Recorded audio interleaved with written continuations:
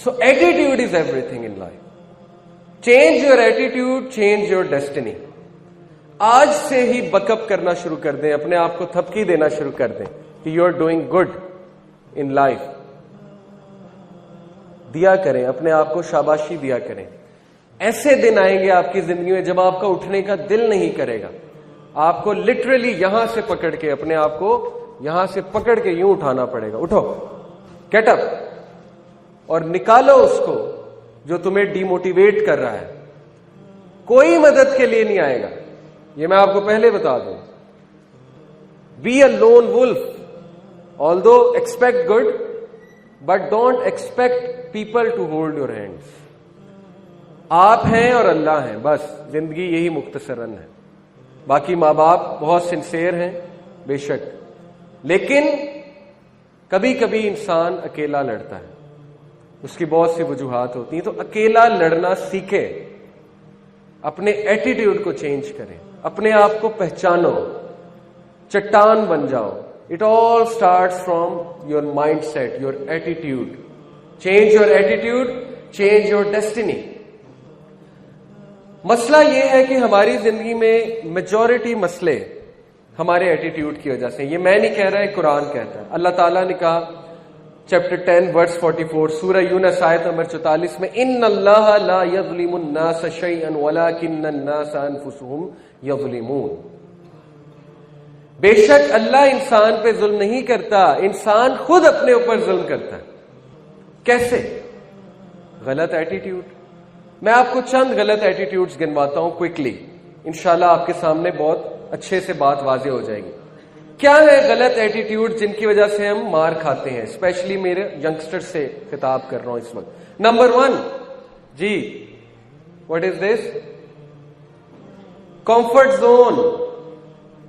اپنے comfort zone میں بیٹھنا, بس مجھے کوئی کچھ نہ کہے, میں موجیں ماروں, اوکے, میرے اوپر کوئی ذمہ داری نہ ہو, مجھے ہر جگہ اچھا ہی مل جائے, میرے دوست بھی ہوں, ہر جگہ جو ہے وہ میرے لیے دیگ آ جائے, اوکے, ٹرے میں کھانا آ جائے, اور میں بس بیٹھا راج کروں. تو سب سے پہلے ایسے لوگ گریں گے لائف میں, اوکے, سب سے پہلے یہ ٹھوکر کھائیں گے. کیونکہ جیسے ہی یہ کمفرٹ زون سے باہر نکلیں گے بس رونا دھونا شروع.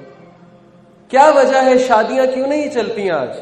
ہم کمفرٹ زون میں اتنے اٹیچ ہو چکے, اتنے اٹیچ ہو چکی ہے ہماری یوتھ کہ جیسے ہی ذمہ داری پڑتی ہے تو ویسے ہی کمفرٹ زون ڈسٹرب ہوتا ہے. جب کمفرٹ زون ڈسٹرب ہوتا ہے تو پھر رونا دھونا شروع ہو جاتا ہے, اسٹریس آ جاتا ہے, اسٹریس سے ڈیل کر نہیں سکتے, کولیپس کر جاتے ہیں, ڈپریشن میں چلے آتے ہیں وغیرہ وغیرہ.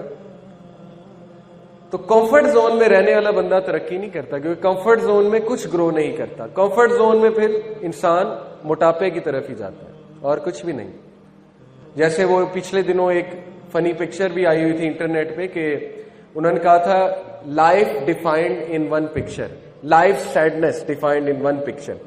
کیا تھا کہ ایک طرف گیمز کا ریک تھا, PS4 کی گیمز کا ریک تھا, دوسری طرف پیمپرز کا ریک تھا, اور وہ جو لڑکا تھا اس نے اپنا بچہ اٹھایا ہوا تھا, وہ بڑی حسرت سے PS4 گیمز کی طرف دیکھ رہا تھا, لیکن دوسری طرف لینا اسے پیمپرز تھے.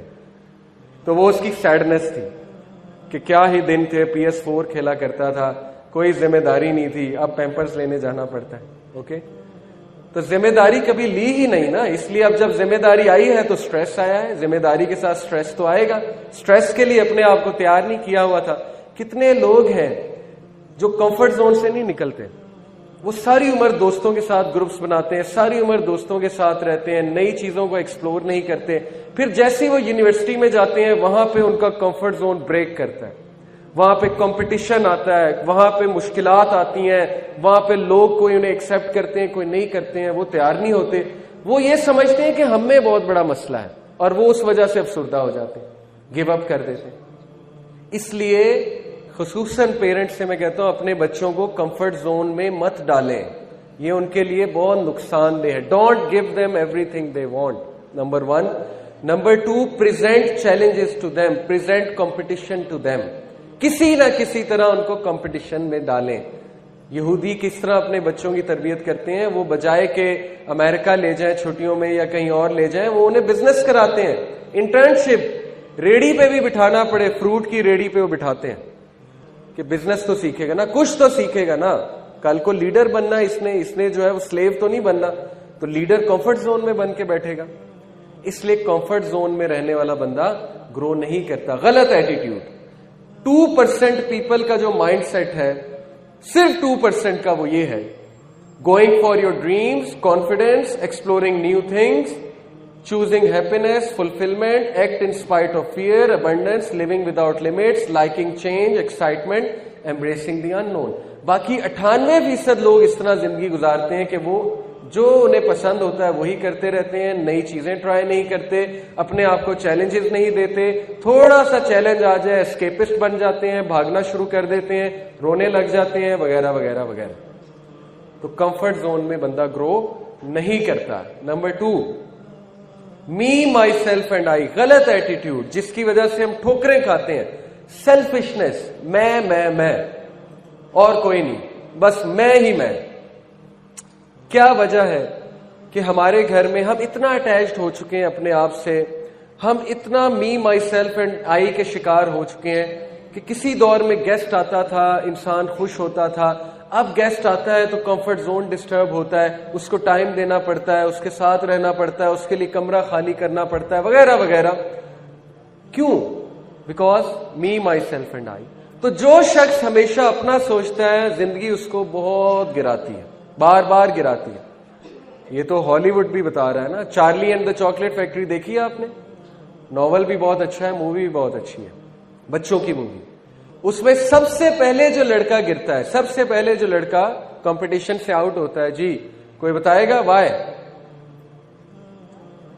5 لوگ ہوتے ہیں نا, سب سے پہلے کمپٹیشن سے جو آؤٹ ہوتا ہے, کیا تھا اس کا مسئلہ؟ ٹیمپٹیشنز پہ قابو نہیں رکھ سکتا. Greedy, me, my self and I, میں ہر چیز کھا لوں, مجھے ہر چیز مل جائے. تو جو شخص سیلفش ہوتا ہے تو پھر وہ یہ شکایت نہ کرے کہ میری زندگی میں اتنی مشکلات کیوں ہیں. غلط ایٹیٹیوڈ. 3rd غلط ایٹیٹیوڈ, لیونگ ان پاسٹ. کچھ لوگ ماضی سے ہی نہیں نکلتے. انہوں نے اپنا ماضی کا ایک کمفرٹ زون بنایا ہوتا ہے جہاں پہ وہ جا کر رہتے ہیں. مثال کے طور پہ ماضی میں وہ بہت بڑی چیز تھے, ماضی میں وہ بڑے خوش تھے, ماضی میں جو ہے وہ بہت لائق تھے, ماضی میں وہ بڑے ٹیلنٹڈ تھے.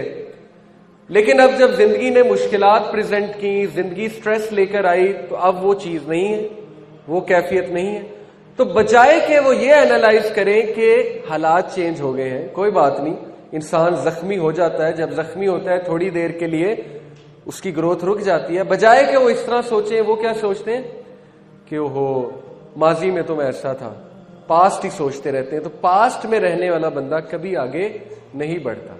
تو پاسٹ سے نکلنا ہے, کیونکہ پاسٹ گزر چکا ہے. پاسٹ آیا چلا گیا, اچھا تھا الحمدللہ, برا تھا الحمدللہ, جو بھی ہوا ہو گیا. تو پاسٹ سے نکلنا سیکھیں.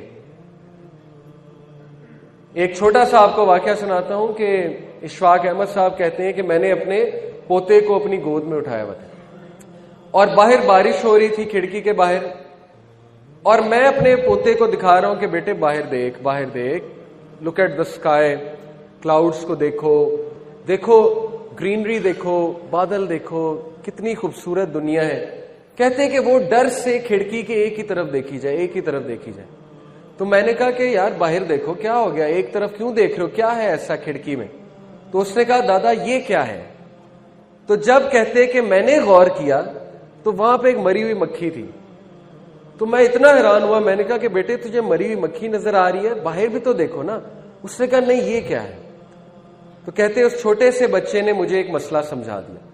مسئلہ یہ ہے کہ ہماری زندگی میں دیکھنے والا بڑا کچھ ہوتا ہے, لیکن ہماری نظر وہ مری ہوئی مکھی پہ ہے. بس وہ مری ہوئی مکھی کیا ہے, ہمارا ماضی یا کوئی حادثہ. حالانکہ ہمارے ارد گرد ماں باپ موجود ہیں, رشتہ دار موجود ہیں, کتنا اچھا موسم اللہ تعالیٰ کئی بار فراہم کرتے ہیں, ہماری زندگی میں شکر کرنے کے لیے کتنی چیزیں ہیں. لیکن نہیں, آف کورس وہ مکھی جو ہے وہ ہمارا پیچھا نہیں چھوڑ رہی, تو وہ ہمارا ماضی ہے. تو ماضی سے جب نکلیں گے تو کھڑکی کے اس پار نظر آئے گا, ادروائز کھڑکی کے اس پار نظر کیسے آئے گا. تو یہ بھی غلط ایٹیٹیوڈ ہے, ماضی پہ فخر کرنا اور ماضی میں ہی رہنا کہ میں یہ تھا, میں وہ تھا, اب یہ ہو گیا, وہ ہو گیا. غلط سینٹینسز ہیں.